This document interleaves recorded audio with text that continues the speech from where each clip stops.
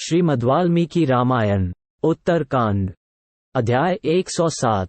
वशिष्ठ जी के कहने से श्री राम का पूर्ववासियों को अपने साथ ले जाने का विचार तथा कुश और लव का राज्याभिषेक करना। लक्ष्मण का त्याग करके श्री राम दुख शोक में मग्न हो गए तथा पुरोहित, मंत्री और महाजनों से इस प्रकार बोले।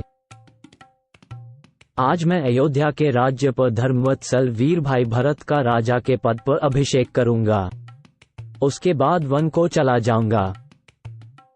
शीघ्र ही सब सामग्री जुटाकर ले आओ। अब अधिक समय नहीं बीतना चाहिए। मैं आज ही लक्ष्मण के पथ का अनुसरण करूंगा। श्री रामचंद्र जी की यह बात सुनकर प्रजावर्ग के सभी लोग धरती पर माथा टेक कर पड़ गए और प्राणहीन से हो गए। श्री रघुनाथ जी की वो बात सुनकर भरत का तो होश ही उड़ गया।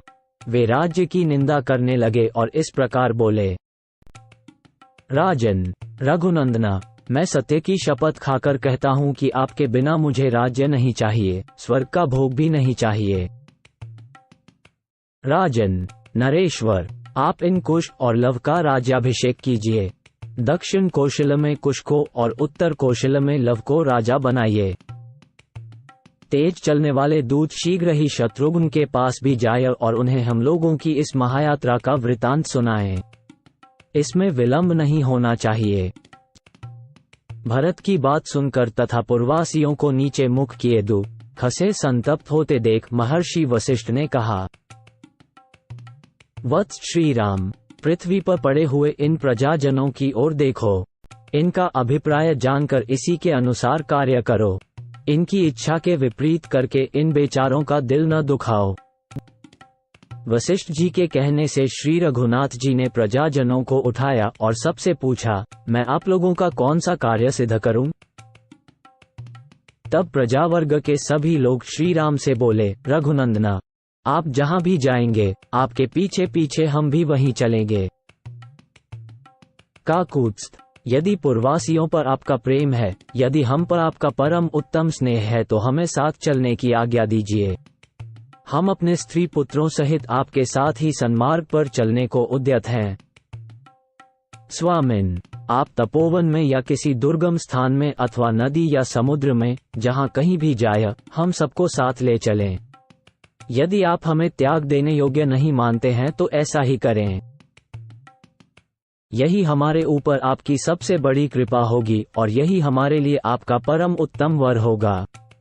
आपके पीछे चलने में ही हमें सदा हार्दिक प्रसन्नता होगी।